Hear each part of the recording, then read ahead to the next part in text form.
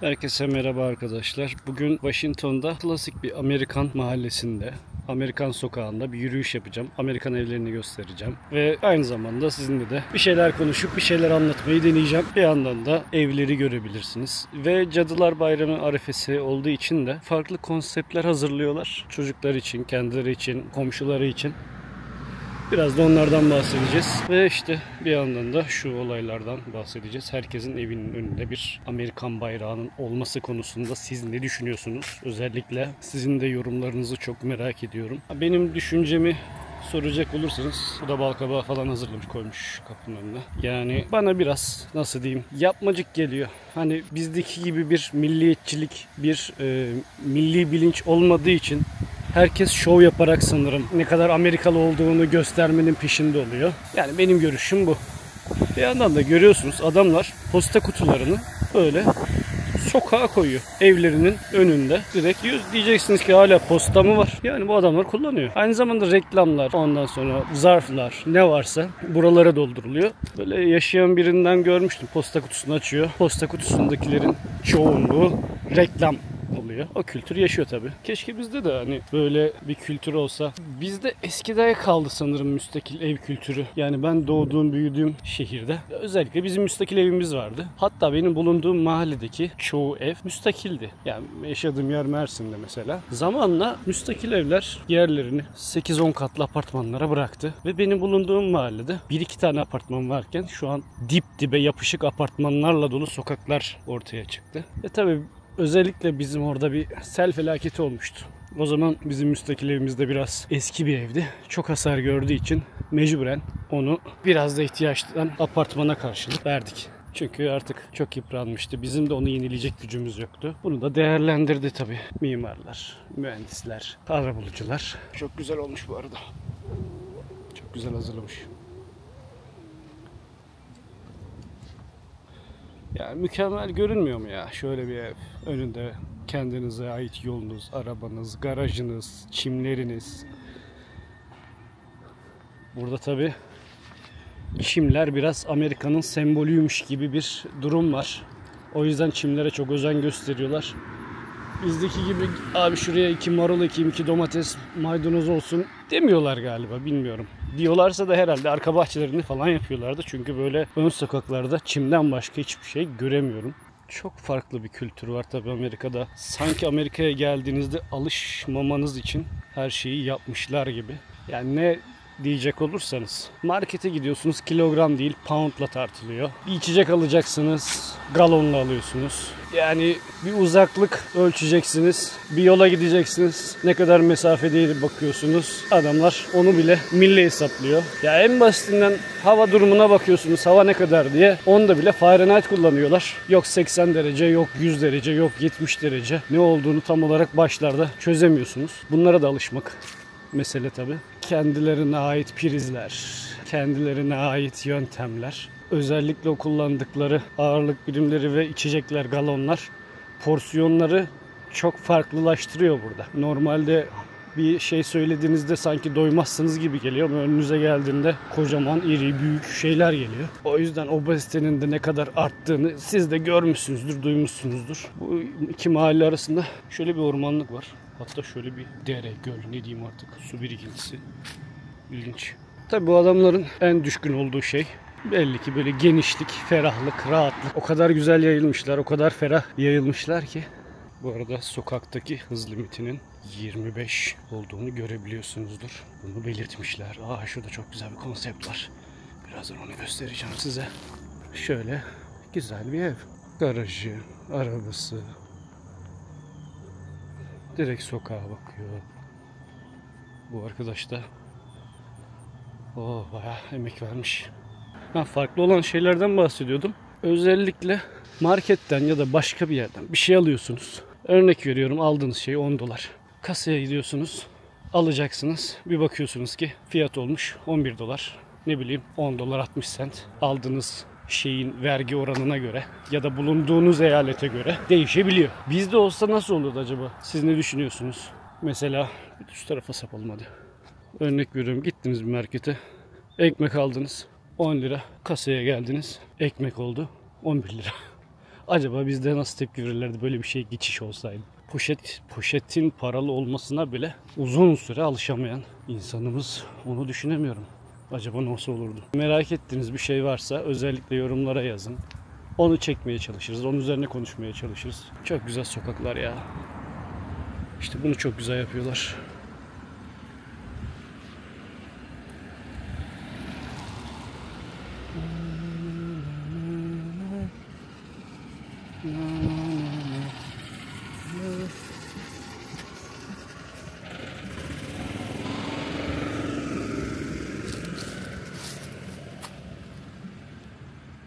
Şuradan devam edelim. Şu da çok güzelmiş. Ağaçların arasında. Kocaman çam ağacı olmuş artık. Ya sokağı da güzel tutuyorlar. Baksanıza hani. Bizde böyle büyük çam ağaçları olacak. Ortalık yaprak. Bunun ince yaprakları. Bizim orada pür diyorlar. Yine Amerikan bayrağını bizim gözümüze, hatta birbirlerinin gözüne sokaraktan. Şurada da çok güzel bir konsept. Çok güzel bir araba var. Onu göstereceğim size.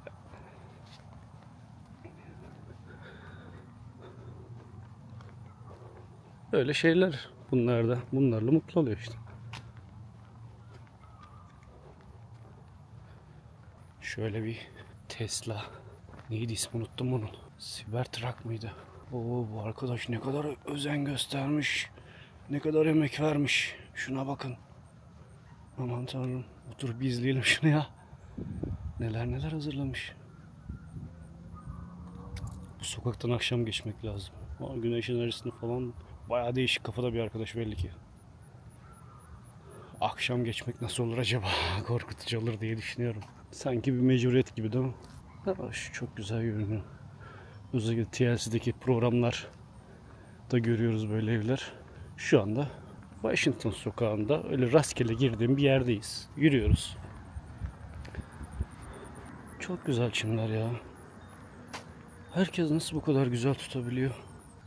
Şunun girişine bak. Çok tatlı. Güzel zamanda geldik. Hem hava çok güzel, hem de tam böyle şey arifesinde. Herkesin ne güzel şeyler hazırladığını da görmüş oluyoruz. Bol turunculu bir konsept. Bakalım yolun sonu nerelere götürecek bizi hiç bilmiyorum. Amerika'da tabii bizde o kadar değil de Amerika'da çok fazla meşhur Amazon. Amazon'dan alışveriş yapmak. Hatta Amazon noktaları, Amazon dolaplarının olduğu yerler biliyorum. Şimdi sol mu, sağ mı? Neresi canlı, renkli görünüyorsa orayı deneyeceğim ama nereye gitsem bilemedim. Şuradan devam edelim hadi. Sağdan devam edelim. Garaj girişine basket potası koymuş. İlginç. Bunlardaki bu garaj kültürüne de bayılıyorum. Her evin yanında görüyorsunuz bak ne güzel garajlar var. İstisnasız. Bu arkadaş da böyle Spider-Man tarzı bir şey yapmış. Ağırmış her yere. Ağaçlara bir şeyler gösterebildim mi? Ağaçlara böyle şeyler takmış. Boyamış. Şöyle bir şeyler yapmış. Devam edelim. Çok ferah, çok güzel. Çok sessiz. Bu arada inanılmaz sessiz yani. Sokaklarda çocuklar da yok. Yani bizde olsa hemen şurada 2 taş koyarlar, hemen bir top çeviririz. Olmadı bisikletle buralarda koştururlar, bir şey yaparlar. Abi kimse yok. Bomboş sokaklar. Bu arkadaş da güzel hazırlamış. Bak size yakından göstereyim bunu da. Herkesin çöp kutusu ayrı mı ya? Galiba. Güzelmiş. Örümcekli. Ay. Vallahi akşam korkutucu olmaz mı ama yani şurada yürümek. Zaten amaç o diyeceksiniz. Arka bahçeleri var. Yani her evin hem önü hem arka bahçeleri var. Arkadaş Kızılderili galiba. Redskins yazmış. Bayrak asmış. Çok güzel. Şunu da göstereyim. Şuraya da köşe böyle. Çok güzel. Muhtemelen en kıymetli yerlerden biri olabilir. Şu karşıdaki yeri görünce de Breaking Bad'deki diziyi hatırladım nedense. Bana onu hatırlattı. Ay. Solda şimdi size bir şey göstereceğim. Bu arkadaş da çok iyi hazırlanmış. Arkadaş bunlar nedir ya? Partiye mi geliyorsun? Şöyle welcome'la karşılıyor sizi. iskeletler. Görüyorsunuz orada gulyabani gibi bir şey de var. Çok tatlı. Adamlar zirvede yaşıyor. Zirvede yaşıyor. Nereye gidiyoruz ya? Çok mu gittik? Hadi burada gidelim de yavaştan dönelim artık. Şu ev çok hoşuma gitti. Gerçi bizde olsa gürültü patırtı eksik olmaz yani. Köşe. Ama işte adamlar da yok ki. Kimse yok sokaklarda. Yakında bir AVM var. İnsanlar oraya mı? Çok yakında bir AVM var. Oraya mı gidiyorlar diyeceğim. Olabilirdi ama yani insanlar yaşamıyor desem her evin önünde arabalar var. Hiçbir belirti yok. Ve yani şu an gündüz 3 sularında şu anda saatte. Sessizlik abi. Sanki bir ormanda yaşıyormuşsunuz gibi. Öyle kuş sesleri, sincaplar. Bak karşımıza çıkmadı, hiç gösteremedim değil mi? Kamerayı açmadan önce kaç tane sincap çıktı karşıma. Öyle doğal yerler. Öyle ferah. Ve buranın kışı da sağlam oluyor. Çok sağlam kar yağıyor. Yani bazen geldiğimde dizime kadar kar olduğunu hatırlıyorum. Markete zor gidip gelmiştim. Hiç sekmeyen posta kutuları. Böyle tam ağaçların kokusunu, ormanların kokusunu da alabiliyorsunuz. Mis gibi tertemiz. Valla sokaklarda bir Amazon dolaşıyor, bir ben dolaşıyorum. Allah selamlaşacağız birazdan. Ya araçlar da hep birbirinden farklı yani. Hepsi birbirinden farklı. Ve hep de yaşı olan ağaçlar ha. Böyle. Bu da değişikmiş böyle. Hafif tümsekli. Çok net, basit. Sıradan, basic işte hani. Öyle diyelim. Yani burada yaşamak nasıl olurdu diye düşünmeden edemiyorum. Her şey sakin, düzenli, biraz da izole. Yani çok net bir tabir olur, izole. Türkiye'de mahalle deyince de aklımıza biliyorsunuz anlattığım gibi hani bakkal, çocuk sesleri, selamlaşmalar, evden eve bağırmalar. Burada daha bireysel bir yaşam var ama huzurlu bir düzen de insanın gözüne çarpmıyor değil yani. İnanılmaz bir düzen. Şey gibi de hissediyorum. Sanki bir film setiymiş gibi bir yandan da sanki Türkiye'den gelince çok yapmacık geliyor insana. Sanki bir film setiymiş gibi. Neydi o Jim Carrey'nin bir filmi vardı hani. İsmi aklıma gelmedi. Onun için bir film seti kurulmuştu. Hatta bir neydi? Aklıma gelmedi ya. Yine Amazon, yine ben. Herkes onun hayatını izliyordu. İzole bir hayattı. Yapmacık bir hayattı ama onun için bir set kurulduğundan habersizce yaşıyordu da sonra ortaya çıkarıyordu her şeyi. Farkına varıyordu. Neyse onu hatırladım yani. Hatırladıysanız yazın da bana da hatırlatmış olursunuz. Burada yürürken siz de fark etmişsinizdir. Her evin önünde arabalar var. Çünkü araba Amerika'da, Amerikan kültüründe çok önemli bir şey. Markete bile onunla gidiyorlar. Bir de hani garajlardan bahsettik az önce. Hani garajlar da sadece araba koymak için değil. Aynı zamanda bir depo, atölye, hobi bahçesi, hobi odası, salonu gibi de değerlendiriliyor. Bizdeki gibi pas kokusu, yağ kokusu olmuyor yani. Bir de kimse de böyle demir parmaklıklar bilmem neler görmüyorsunuz. Bizdeki sanırım bizimle karşılaştırdığınızda bence en büyük fark güvenlik. İnsanlar güvenliğin sağlandığına, güvenliğin olduğuna inancı var. En basitinden şu ev yani hani çok ortada bir güvenliğe inanç var yani belli ki. Birbirlerine duydukları güven de var. Yani çok net söyleyebiliriz bunu.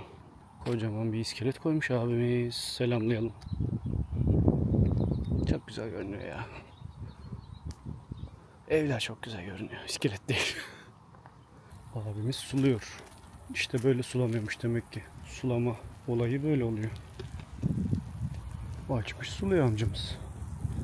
Evlerin mimarisi az çok birbirine benziyor ama farklı tarzları da görebiliyoruz. Farklı renkleri de görebiliyoruz.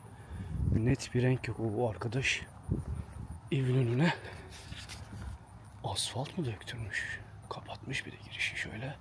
Bizdeki gibi koku yok ya. Yakına geçeceğim bir. Ha, koku geliyor. Sinek ilacı gibi. Dur, asfalt değil bu, beton. Betonu boyamış.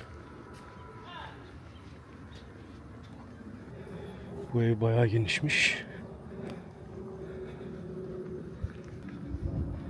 Yavaştan dönüş yoluna başlayalım. Akşam olmadan dönelim eve. Arkadaşlar, tekrardan farklı bir konsepte, farklı bir fikirle, farklı bir yerde, farklı şehirde, hatta farklı ülkelerde karşınıza çıkabilirim. Tekrardan görüşmek üzere. Lütfen izlediyseniz, abone değilseniz abone olalım. Beğenmeden geçmeyelim. Özellikle yorum yapmadan geçmeyelim. Tekrardan görüşmek üzere. Hoşça kalın.